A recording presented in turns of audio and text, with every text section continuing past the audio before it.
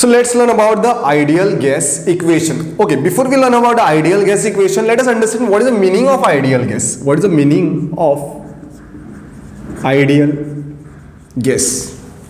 Ideal gas means hypothetical gas. Okay, so hypothetical gas. So here hypothetical means what? Ideal gas doesn't exist. Yes, ideal gas doesn't exist.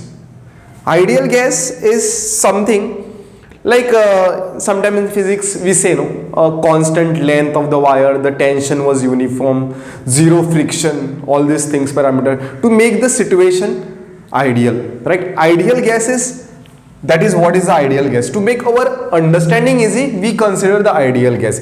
Now what is ideal gas means? There should be also existing a real gas, right? What is the meaning of real gas?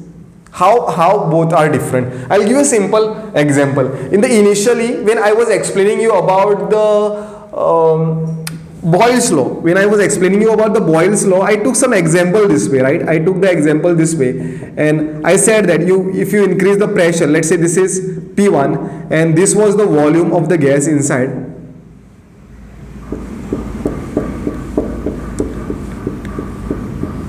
Like this is the volume of the gas inside, and let's say this is V1. Okay, this volume is V1, and I said something P1 is 2 and volume is equal to 10, right? And what is P1 V1?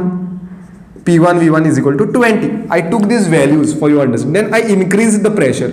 Then I started increasing the pressure, right? Now new pressure P2, which is still higher. Let's say it is 4. What is the volume V2? Volume V2 will be 5. So P2 V2 is equal to what? Again 20, means P1 V1, P2 V2 is remaining constant, means for same amount of the gas, right? Now you still increase the pressure, and you make it something pressure P3 to be is equal to 10. What would be a volume? Volume will be is equal to V3 will be 2. So again P3 V3, this product is remaining constant. That is what the point I was trying to make. So here the product is exactly 20. This is the case with the ideal gas. But if you do the same experiment for the real gas, means over here this is the pressure P1 and this is the gas inside. Okay, this is the gas inside, and this P1 is, let's say, 2, right? P1 is let's say 2, and the volume not necessarily will be is equal to 10. It may be something 8, 7.5, okay, 7.5, 9, okay, so that P1 V1 is not exactly is equal to 20, means it is not is equal to constant, means in this case it may be something less than or more than is equal to what? 20. It may be 21, in this case it may be 19, it may just fluctuate in and around of the 20, right? So this is what is the meaning of the real gas. It won't be exactly 20. This is what happens in the real gas. Now ideal gas, we are learning the ideal gas to make our understanding easy. Okay, we'll consider this because ideal conditions are easy to understand. So by definition, ideal gas equation. So ideal gas equation ideal gas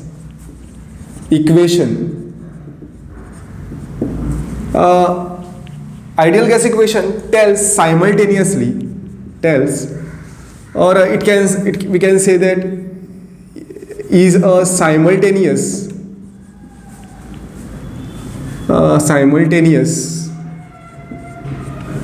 dependency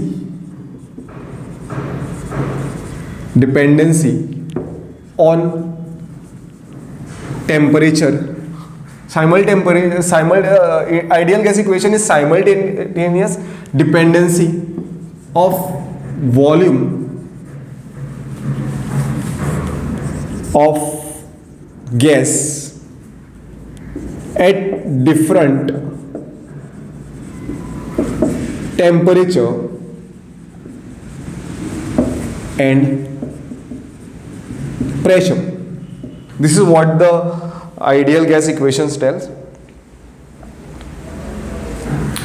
So ideal gas equation is simultaneous dependency of volume of gas at a different temperature and pressure. If you change the temperature and pressure simultaneously, it will obviously have a different volume, right? That is what it means. Equation, how it was derived, if we take an example of Boyle's law, it is like a combination of the three laws. Boyle's law, what does a volume says? Volume is inversely proportional to the pressure, or pressure is inversely proportional to volume. I can write this way, Boyle's law. Then what does the Charles law say? Charles law is also about the volume, right? Volume is directly proportional to temperature, right? This is according to a Charles law, what we can say. And according to the Avogadro's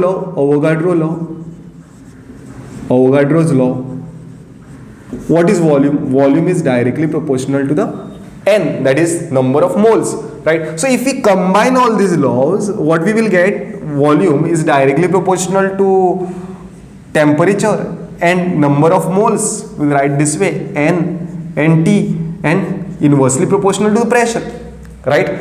So I remove this proportionality sign. V is equal to, I'll put the constant. This is called as R is a gas constant over here, and T upon P. So therefore, this is the real way of writing PV is equal to nRT. This is the ideal gas equation. Ideal gas equation. Okay, I'll write it again. We have to understand what are the things, what are the parameter it means over here. So PV is equal to nRT. P is what? P is pressure. P is pressure, right? Pressure of the gas, pressure of gas. V is what? Volume of gas. Volume of gas. N is what? Amount of the gas. Amount means what? Amount is always given in the number of moles, right? Amount of gas, or also number of moles we can write. Always convert whatever weight is given, volume is given, always you need to convert it to the moles. That will directly tell about the amount of the substance, indirectly, right? T is what? A temperature of the gas. Temperature of gas. And R is called as a gas constant. R is called a gas constant. Right now, what is the meaning of gas constant over here? If we derive this, if we write PV is equal to nRT, I'll do the small relation over here. R is equal to, I'll write PV upon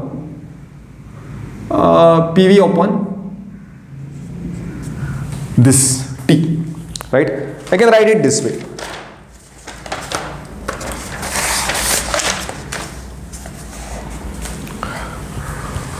So this is pressure into volume.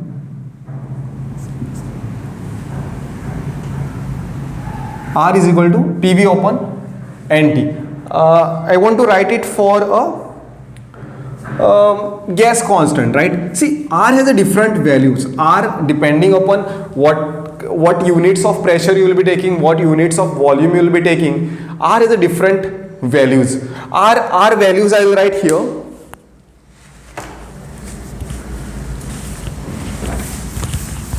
R values, different values I will write here. When the pressure is in atmosphere, R is equal to what? We can take 0.082 liter atmosphere. Liter is the volume, atmosphere is the pressure. Volume, pressure. This is what? Temperature. So it is in the denominator per Kelvin. N is what? Per mole. Right? R can also have the values of 8.314. What is this? This is joules per Kelvin per mole. Means this quantity, pressure into volume, also tell about the work, right? Which is equal to energy over here, joules per Kelvin per mole. It can have also, if you convert this joules to calories, it is 1.99 calories per Kelvin per mole. You need to write in kilocalories, then it is 0.002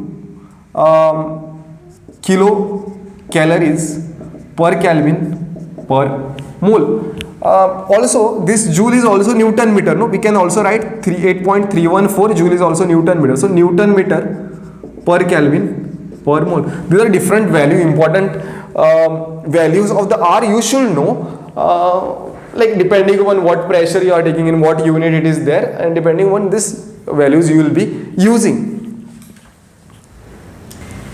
See, if you see over here the units, what is common is per Kelvin per mole, okay, per Kelvin per mole, because unit of the temperature is per Kelvin and unit of the N is per mole only, always, right? So now here if I say this pressure into volume, it is what? Pressure. I write a different variation, this pressure into volume, okay, for 1 mole of gas. Let's say this is 1 mole of gas. For 1 mole of gas, 1 mole of gas, what is N is equal to? N is equal to 1, no? So this 1 I'll put over 1 into temperature. So R is equal to this temperature. Now this pressure is equal to what? Force upon area. Force upon area into volume upon temperature, right? We can also write this as a area. What is volume? Area, I'll just write this way. Force, area is, can I write this to be L square, and volume I can write to be L cube, length into breadth into height, or same, I can write this way. And this is the temperature, this and this will get cancelled. So what remains? This is what? This is force, not force. Force, right? Now what is this? Therefore, I'll write here, this is R, therefore R is equal to force multiplied by length upon temperature. Force into distance, right, is equal to, we can write this to be as a energy or work upon temperature, right? Hope it's coming into the frame. Yes, right? We can write this way, no? Energy into work upon temperature, right? So energy is unit, you can see. What is the energy unit? Liter atmosphere is the work or the energy, right? Per mole. This and this per mole. So this is also a unit of energy, joules per mole, calories per mole, kilocalories per mole, and Newton meter square per mole. This is a unit of the energy for a 1 mole of the compound or a 1 mole of the substance. So this is what everything about the ideal gas equation.